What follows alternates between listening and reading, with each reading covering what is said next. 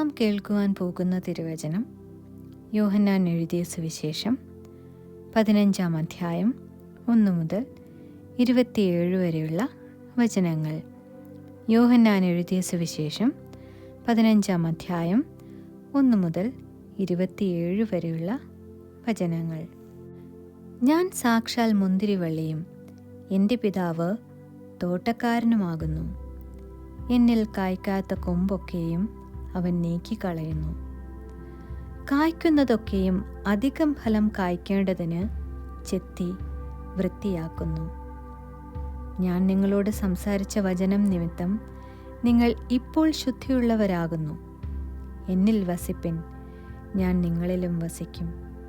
കൊമ്പിന് മുന്തിരിവള്ളിയിൽ വസിച്ചിട്ടല്ലാതെ സ്വയമായി കായ്പാൻ കഴിയാത്തതുപോലെ എന്നിൽ വസിച്ചിട്ടല്ലാതെ നിങ്ങൾക്കും കഴിയുകയില്ല. ഞാൻ മുന്തിരിവള്ളിയും നിങ്ങൾ കൊമ്പുകളുമാകുന്നു. ഒരുത്തൻ എന്നിലും ഞാൻ അവനിലും വസിക്കുന്നു എങ്കിൽ അവൻ വളരെ ഫലം കായ്ക്കും. എന്നെ പിരിഞ്ഞ് നിങ്ങൾക്കൊന്നും ചെയ്യുവാൻ കഴിയുകയില്ല. എന്നിൽ വസിക്കാത്തവനെ ഒരു കൊമ്പ് പോലെ പുറത്തു കളഞ്ഞിട്ട് അവൻ ഉണങ്ങിപ്പോകുന്നു. ആ വക ചേർത്ത് തീയിലിടുന്നു, അത് വെന്തുപോകും. നിങ്ങൾ എന്നിലും എൻ്റെ വചനം നിങ്ങളിലും വസിച്ചാൽ നിങ്ങൾ ഇച്ഛിക്കുന്നതെന്തെങ്കിലും അപേക്ഷിപ്പിൻ, അത് നിങ്ങൾക്ക് കിട്ടും. നിങ്ങൾ വളരെ ഫലം കായ്ക്കുന്നതിനാൽ എൻ്റെ പിതാവ് മഹത്വപ്പെടുന്നു. അങ്ങനെ നിങ്ങൾ എൻ്റെ ശിഷ്യന്മാരാകും. പിതാവ് എന്നെ സ്നേഹിക്കുന്നത് പോലെ ഞാനും നിങ്ങളെ സ്നേഹിക്കുന്നു. എൻ്റെ സ്നേഹത്തിൽ വസിപ്പിൻ. ഞാൻ എൻ്റെ പിതാവിൻ്റെ കൽപ്പനകൾ പ്രമാണിച്ച് അവൻ്റെ സ്നേഹത്തിൽ വസിക്കുന്നത് പോലെ നിങ്ങൾ എൻ്റെ കൽപ്പനകൾ പ്രമാണിച്ചാൽ എൻ്റെ സ്നേഹത്തിൽ വസിക്കും. എൻ്റെ സന്തോഷം നിങ്ങളിൽ ഇരിപ്പാനും നിങ്ങളുടെ സന്തോഷം പൂർണ്ണമാകുവാനും ഞാനിത് നിങ്ങളോട് സംസാരിച്ചിരിക്കുന്നു. ഞാൻ നിങ്ങളെ സ്നേഹിച്ചിരിക്കുന്നത് പോലെ നിങ്ങളും അന്യോന്യം സ്നേഹിക്കണമെന്നാകുന്നു എൻ്റെ കൽപ്പന. സ്നേഹിതന്മാർക്കു വേണ്ടി ജീവനെ കൊടുക്കുന്നതിലും അധികമുള്ള സ്നേഹം ആർക്കുമില്ല. ഞാൻ നിങ്ങളോട് കൽപ്പിക്കുന്നത് ചെയ്താൽ നിങ്ങൾ എൻ്റെ സ്നേഹിതന്മാർ തന്നെ. യജമാനൻ ചെയ്യുന്നത് ദാസൻ അറിയായ്ക കൊണ്ട് ഞാൻ നിങ്ങളെ ദാസന്മാരെന്ന് ഇനി പറയുന്നില്ല. ഞാൻ എൻ്റെ പിതാവിനോട് കേട്ടത് എല്ലാം നിങ്ങളോട് അറിയിച്ചതുകൊണ്ട് നിങ്ങളെ സ്നേഹിതന്മാരെന്ന് പറഞ്ഞിരിക്കുന്നു. നിങ്ങൾ എന്നെ തിരഞ്ഞെടുത്തു എന്നല്ല, ഞാൻ നിങ്ങളെ തിരഞ്ഞെടുത്തു. നിങ്ങൾ പോയി ഫലം കായ്ക്കേണ്ടതിനും നിങ്ങളുടെ ഫലം നിലനിൽക്കേണ്ടതിനും നിങ്ങളെ ആക്കി വെച്ചുമിരിക്കുന്നു. നിങ്ങൾ എൻ്റെ നാമത്തിൽ പിതാവിനോട് അപേക്ഷിക്കുന്നതൊക്കെയും അവൻ നിങ്ങൾക്ക് തരുവാനായിട്ട് തന്നെ. നിങ്ങൾ അന്യോന്യം സ്നേഹിക്കേണ്ടതിന് ഞാനിത് നിങ്ങളോട് കൽപ്പിക്കുന്നു.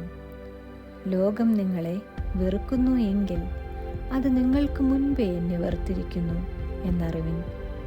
നിങ്ങൾ ലോകക്കാർ ആയിരുന്നു എങ്കിൽ ലോകം തനിക്ക് സ്വന്തമായതിനെ സ്നേഹിക്കുമായിരുന്നു. എന്നാൽ നിങ്ങൾ ലോകക്കാരായിരിക്കാതെ ഞാൻ നിങ്ങളെ ലോകത്തിൽ നിന്ന് തിരഞ്ഞെടുത്തത് കൊണ്ട് ലോകം നിങ്ങളെ വെറുക്കുന്നു. ദാസൻ യജമാനനേക്കാൾ വലിയവനല്ല എന്ന് ഞാൻ നിങ്ങളോട് പറഞ്ഞ വാക്ക് ഓർപ്പിൻ. അവർ എന്നെ ഉപദ്രവിച്ചു എങ്കിൽ നിങ്ങളെയും ഉപദ്രവിക്കും. എൻ്റെ വചനം പ്രമാണിച്ചു എങ്കിൽ നിങ്ങളുടേതും പ്രമാണിക്കും. എങ്കിലും എന്നെ അയച്ചവനെ അവർ അറിയായ്ക കൊണ്ട് എൻ്റെ നാമനിമിത്തം ഇതൊക്കെയും നിങ്ങളോട് ചെയ്യും. ഞാൻ വന്ന് അവരോട് സംസാരിക്കാതിരുന്നെങ്കിൽ അവർക്ക് പാപമില്ലായിരുന്നു. ഇപ്പോഴോ അവരുടെ പാപത്തിന് ഒഴിവ് കഴിവില്ല. എന്നെ വെറുക്കുന്നവൻ എൻ്റെ പിതാവിനെയും വെറുക്കുന്നു. മറ്റാരും ചെയ്തിട്ടില്ലാത്ത പ്രവൃത്തികളെ ഞാൻ അവരുടെ ഇടയിൽ ചെയ്തിരുന്നില്ല എങ്കിൽ അവർക്ക് പാപമില്ലായിരുന്നു. ഇപ്പോഴോ അവർ എന്നെയും എൻ്റെ പിതാവിനെയും കാണുകയും വെറുക്കുകയും ചെയ്തിരിക്കുന്നു. അവർ വെറുതെ എന്നെ പകച്ചു എന്ന് അവരുടെ ന്യായപ്രമാണത്തിൽ എഴുതിയിരിക്കുന്ന വചനം നിവൃത്തിയാകേണ്ടതിന് തന്നെ ഞാൻ പിതാവിൻ്റെ അടുക്കൽ നിന്ന് നിങ്ങൾക്ക് അയക്കുവാനുള്ള കാര്യസ്ഥനായി പിതാവിൻ്റെ അടുക്കൽ നിന്ന് പുറപ്പെടുന്ന സത്യാത്മാവ് വരുമ്പോൾ അവൻ എന്നെക്കുറിച്ച് സാക്ഷ്യം പറയും. നിങ്ങളും ആദ്യം മുതൽ എന്നോടുകൂടെ ഇരിക്കൊണ്ട് സാക്ഷ്യം പറവിൻ. ആമേൻ.